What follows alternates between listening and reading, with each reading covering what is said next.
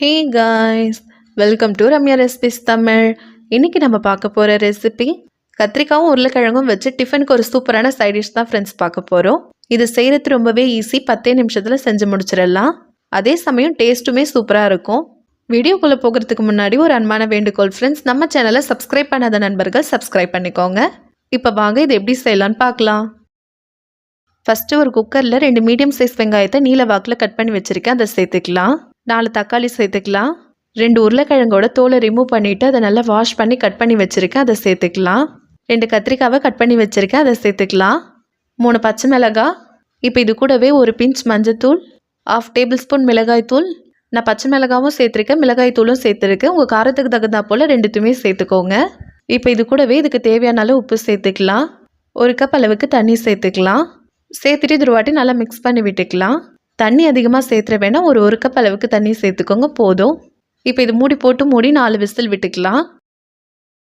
பாருங்கள், இப்போ 4 விசில் வந்து ப்ரெஷர்லாம் அடங்கிடுச்சு. இப்போ இதை ஓப்பன் பண்ணி பார்க்கலாம். பாருங்கள், நம்ம சேர்த்த வெங்காயம், தக்காளி, காய்கறி இது எல்லாமே நல்லா வெந்து வந்திருக்கு. இப்போ இந்த மாதிரி மேஷர் வச்சு இது ஒரு வாட்டி நல்லா மசிச்சு விட்டுக்கலாம். நம்ம பருப்பு கடைவோம்ல, அந்த மத்து இருந்ததுன்னா நீங்கள் அதை கூட பயன்படுத்திக்கலாம். ரொம்ப குழைவாக மசிச்சிடக்கூடாது, அந்த காய்கறிலாம் கொஞ்சம் லைட்டாக தெரிஞ்சாதான் நல்லாயிருக்கும். பாருங்கள், மசிச்சாச்சு. இப்போ இதை தாளிச்சிக்கலாம். அதுக்கு ஒரு கடாய் வச்சு 3 டேபிள் ஸ்பூன் அளவுக்கு எண்ணெய் ஊற்றிக்கலாம். எண்ணெய் நல்லா சூடானதும் 1 டீஸ்பூன் கடுகு உளுத்தம் பருப்பு சேர்த்துக்கலாம்.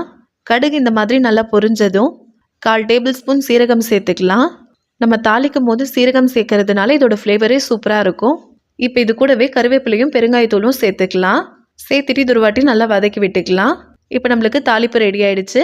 இப்போ நம்ம தாளித்து வச்சுருக்கிறத இது கூடவே சேர்த்துக்கலாம்.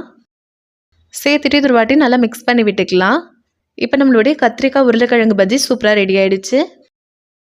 அவ்வளோதான் ஃப்ரெண்ட்ஸ், நம்மளோட ரொம்பவே சூப்பரான கத்திரிக்காய் உருளைக்கிழங்கு பஜ்ஜி ரெடி ஆகிடுச்சு. இது இட்லி, தோசை இது எல்லாத்துக்குமே சைட் டிஷ்ஷாக வச்சு சாப்பிட்லாம், சூப்பராக இருக்கும். நான் இன்றைக்கி இது தோசை கூட சர்வ் பண்ணியிருக்கேன். இது நம்ம 10 மினிட்ஸில் செஞ்சு முடிச்சிடலாம். நம்ம சேனல் ஆல்ரெடி டிஃபனுக்கு நிறைய சைட் டிஷ் ரெசிபி போட்டிருக்கோம். அந்த வீடியோட லிங்க்கு டிஸ்கிரிப்ஷன் பாக்ஸில் தரேன், போய் பாருங்கள் ஃப்ரெண்ட்ஸ். இந்த வீடியோ உங்களுக்கு பிடிச்சிருந்துன்னா லைக் பண்ணுங்கள், கமெண்ட் பண்ணுங்கள், ஷேர் பண்ணுங்கள். மறக்காமல் நம்ம சேனலை சப்ஸ்கிரைப் பண்ணிக்கோங்க. தேங்க்யூ.